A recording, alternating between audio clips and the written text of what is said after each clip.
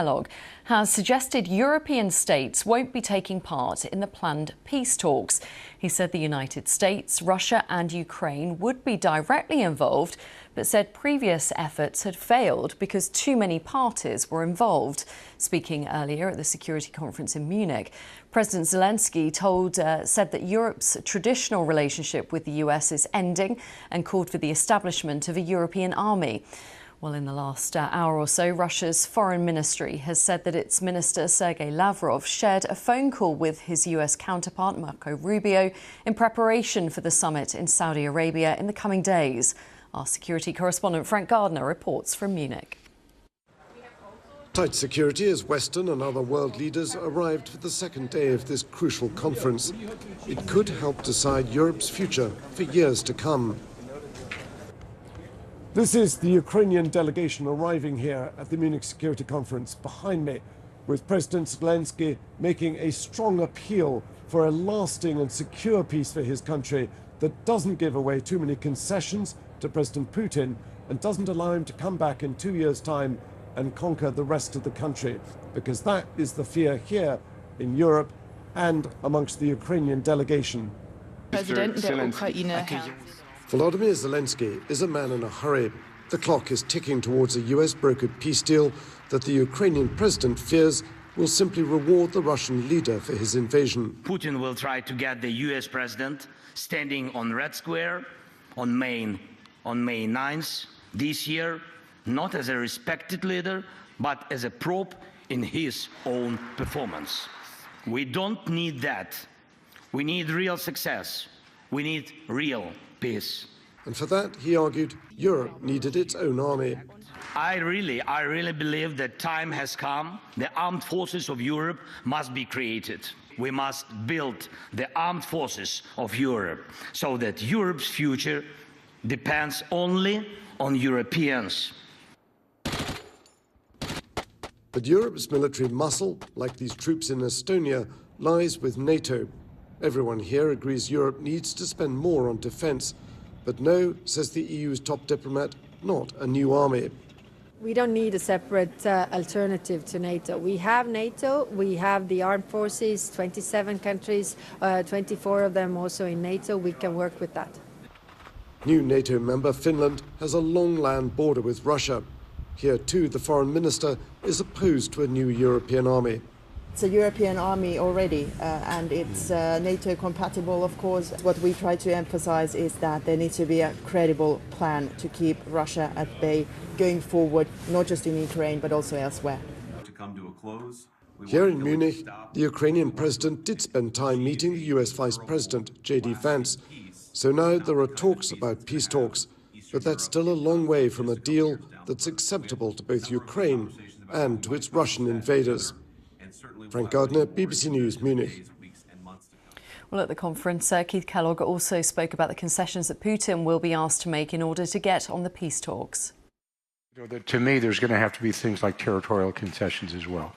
Okay, some of it is unrealistic for it to expect where you'd want to go to, but it's territorial. It's some territorial. It could be the engagement of refusing to use force, renouncement of the use of force into the future from a political side.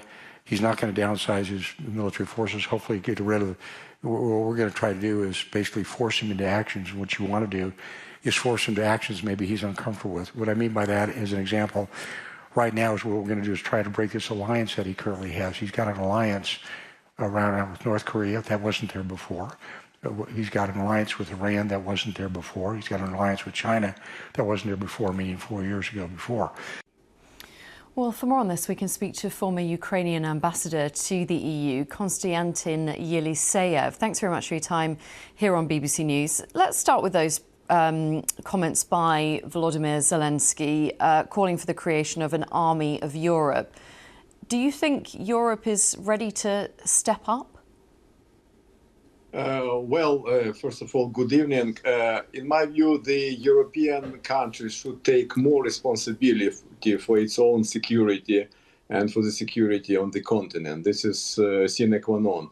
Secondly, the European leaders must be brave enough to put an end to Russian aggression against Ukraine. And thirdly, what we would need now, we would need European leadership. Unfortunately, now we have a vacuum for leader on the European continent. So that is why this is three dilemma which we need to tackle in the next in the short run. That's why I fully support the initiative of President Macron to convene the extraordinary informal EU summit next Monday with a view to discuss what the European Union and Europe can do in order, first of all, to strengthen its participation in future peace talks about ending war in Ukraine. And in terms of the membership of NATO for Ukraine, do you think that this should be something that is considered, is prioritised? For sure. The NATO membership of Ukraine should be on the table, and it should not be at the table of negotiations with Russia. Russia has nothing to do with Ukraine's membership to NATO. NATO membership of Ukraine is a point for discussion between Ukraine and NATO member states, firstly. Secondly, NATO membership of Ukraine would be the easiest and cheapest way to ensure peace and stability on the sustainable, I would say, peace and stability on the European continent. And thirdly, the NATO membership of Ukraine would create a new picture of European security, because NATO would have the strongest, the combat experienced armed forces, which is Ukrainian armed forces. So that is why instead of discussing new ideas like creating new European armed forces, I would suggest the easiest way, the easiest option. Just accept Ukraine to NATO, and do not be afraid of Putin. Do not be afraid of Putin's threatening and blackmailings. Okay. We've been discussing those reports of a critical mineral deal between the US and Ukraine, and whether that's being discussed. If that were to go ahead, what impact could that have on the conflict, particularly how Russia might view that move? Look, I wouldn't insist too much on this particular idea. First of all, because it creates a kind of distorted picture, and the discussion about the rare earth minerals, it will give a pass to Putin in order to show to African nations and to other nations that what is going on in Ukraine, this is the war for resources, for mineral resources, which is not true. What is going on in Ukraine, this is the fight for democracy, for freedom, for independence of one of the biggest nations in the Europe. So that is why politically it's not too correct to put an accent to the issue of minerals in Ukraine.